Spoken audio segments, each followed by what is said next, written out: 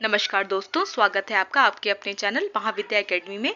देखिए, हम पॉलिटी को टॉपिक वाइज स्टार्ट किया है हमने, ठीक है। और पॉलिटी आपका ऐसा सब्जेक्ट है जो सबसे ज़्यादा इजी है। अगर पॉलिटी आपको एक बार समझ में आ गई तो पॉलिटी के आप 100% क्वेश्चन सही कर सकते हैं, ठीक है। और देखिए, ये जो यूपी ट्रिपल एससी के एग्ज़ाम या ग्रुप सी या डी के एग्ज़ाम होते हैं, इसमें पॉलिटी के बहुत सिंपल फैक्ट्स आपसे पूछे जाते हैं। तो इसके लिए आपको घंटों घंटों की मैराथन और लाइव क्लासेस देखने की ज़रूरत नहीं है। एक बुक को 2 से 3 बार आप पढ़ लीजिए, एक बार पढ़ के 2 से 3 बार रिवीजन कर लीजिए, आप पॉलिटी 100% सही करके आएंगे, ठीक है। यूट्यूब के जो माया जाल है उसमें मत फंसिए। आप जो एक चीज़ बुक से आधे घंटे में पढ़ सकते हैं, वही चीज़ आप यूट्यूब में 3 से 4 घंटे में सीख पाते हैं, ठीक है। अपनी क्षमताओं पर विश्वास रखिए और ये डिजिटल उसमें मत फंसिए, ठीक है।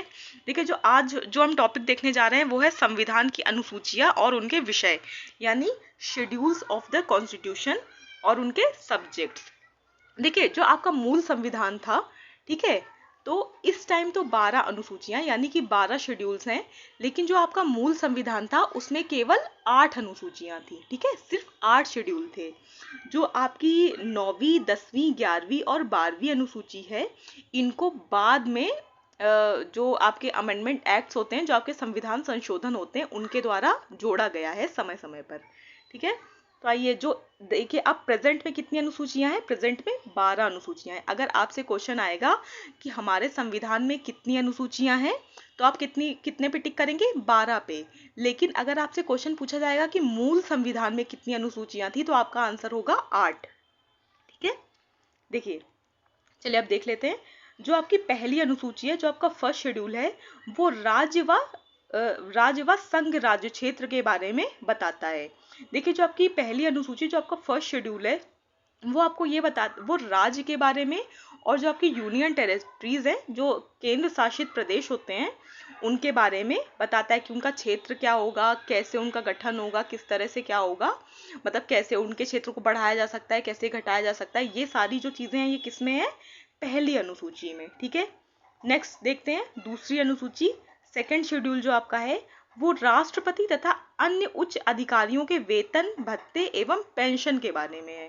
देखिए, जो आपका सेकंड शेड्यूल है, ये आपको बताता है कि राष्ट्रपति और जितने भी अन्य उच्च पदाधिकारी हैं, जैसे आपके उपराष्ट्रपति हो गए, कैग हो गए, सीएजी हो गए, ठीक है, इस अटॉर्नी जनरल, इस तरह के जो भी लोग हैं, जो उच्च पदाधिकारी हैं, उनका वेतन क्या होगा, उनके भत्ते कैसे अलॉट होंगे और उनकी पेंशन कैसे होगी, ठीक है। देखिए, जो तीसरी अनुसूची है, जो आपका थर्ड शेड्यूल है, ये शपथ या प्रतिज्ञान के प्रारूप के बारे में बताता है। देखिए, किनकी शपथ और प्रतिज्ञान? ये जो आपके ऊपर अधिकारी दिए गए हैं, जो राष्ट्रपति और अन्य उच्च पदाधिकारी दिए गए हैं, इन्हीं की शपथ और प्रतिज्ञान के रूप में है, ठीक। देखिए, चौथी अनुसूची, फोर्थ शेड्यूल, किसके बारे में? राज्यसभा में स्थानों का आवंटन। देखिए, राज्यसभा क्या है? राज्यसभा हर स्टेट को रिप्रेजेंट करती है, ठीक है। राज्यसभा में राज्यों से चुनकर लोग आते हैं और वो अपने अपने स्टेट को रिप्रेजेंट करते हैं। राज्यसभा के बारे में एक इंपॉर्टेंट फैक्ट ये याद रखिएगा कि राज्यसभा एक स्थायी सदन है, ठीक है।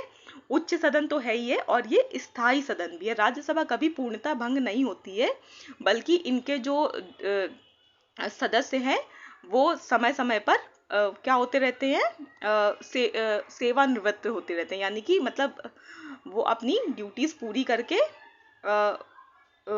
फिर वो क्या करते हैं? अपना स्थान खाली कर देते हैं और उनके स्थान पर नए लोग आ जाते हैं। देखिए, नेक्स्ट कौन सी है? पांचवी अनुसूची में क्या है? अनुसूचित क्षेत्रों और अनुसूचित जनजातियों के प्रशासन और नियंत्रण के बारे में है। देखिए, जो आपका फिफ्थ शेड्यूल है, ये आपका जो शेड्यूल एरियाज हैं और जो आपकी शेड्यूल ट्राइब्स हैं, उनके प्रशासन और कंट्रोल के बारे में बताता है। देखिए, छठी अनुसूची में आप सिर्फ 4 राज्यों के नाम याद रखिए: असम, मेघालय, त्रिपुरा, मिजोरम।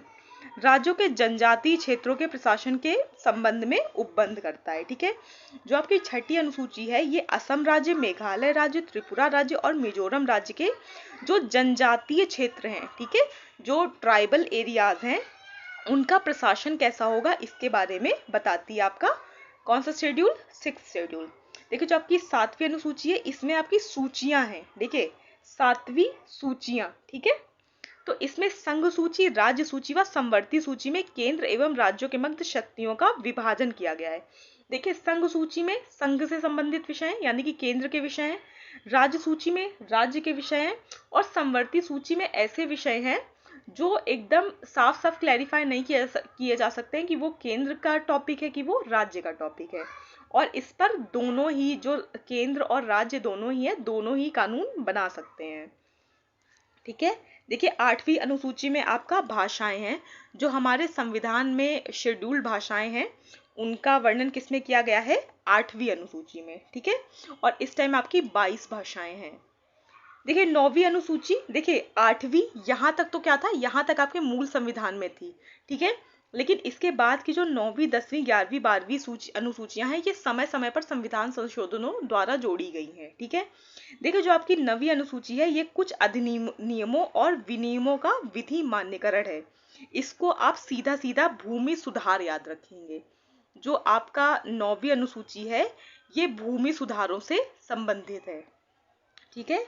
किससे, भूमि सुधार से, ठीक है। तो जो आप 9वीं अनुसूची याद रखेंगे, ये आप अपनी भूमि सुधार से याद रखेंगे।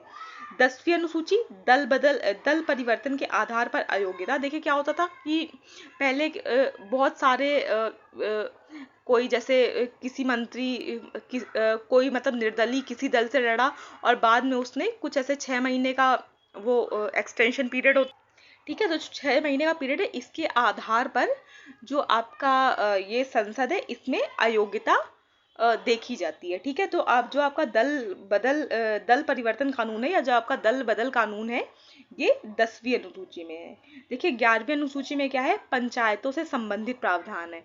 जो आपका पंचायती राज सिस्टम है, ठीक है, वो इसी अनुसूची के अंतर्गत डाला गया है, ठीक है। तो जो आपकी 11वीं अनुसूची है, ये पंचायतों से संबंधित है। और देखिए जो आपकी 12वीं अनुसूची है, यानी कि आपका जो 12th शेड्यूल है, ये नगर पालिकाओं से संबंधित है। सीधी सी बात यह है कि जो आपकी 11वीं अनुसूची है, ये ग्रामीण क्षेत्रों के लिए है, और ये जो आपकी 12वीं अनुसूची है, ये शहरी क्षेत्रों के लिए है, ठीक है। देखिए याद करने की एक शॉर्ट ट्रिक है, आपने 12 सारी अनुसूची देख ली है। जो पहली अनुसूची है, ये आपको बताती है कि संघ क्या है और केंद्र शासित प्रदेश क्या है। दूसरी अनुसूची उस संघ या केंद्र शासित प्रदेश या राज्य में जो सबसे बड़े अधिकारी हैं, उनका वेतन, भत्ते, पेंशन क्या होगी, ये बताता है। उसके बाद वो किस तरह से शपथ लेंगे, ये बताता है। चौथी अनुसूची आपकी बताती है कि राज्यसभा में सीटों का बंटवारा किस तरह से होगा। 5वीं अनुसूची आपको बताती है कि जो आपके शेड्यूल एरियाज हैं या जो ट्राइबल एरियाज हैं, उनका प्रशासन और नियंत्रण कैसे होगा। जो आपकी 6ठी अनुसूची है, ये 4 राज्यों के बारे में, असम, मेघालय, त्रिपुरा और मिजोरम के ट्राइबल एरियाज का प्रबंधन कैसे हो, के प्रशासन का प्रबंधन कैसे होगा, ठीक है। जो आपकी 7वीं अनुसूची है, ये केंद्र और राज्य के बीच में शक्तियों के बंटवारे के रूप में है, जिसमें 3 सूचियां हैं। कौन कौन सी, संघ सूची, राज्य सूची और समवर्ती सूची।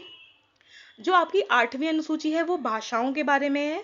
9वीं जो आपकी अनुसूची है, ये भूमि सुधार के बारे में है, ठीक है। और जो आपकी 10वीं अनुसूची है, ये दल बदल कानून के बारे में है। 11वीं अनुसूची आपकी पंचायती राज से संबंधित है, और जो आपकी लास्ट है 12वीं अनुसूची, ये नगर पालिकाओं से संबंधित है,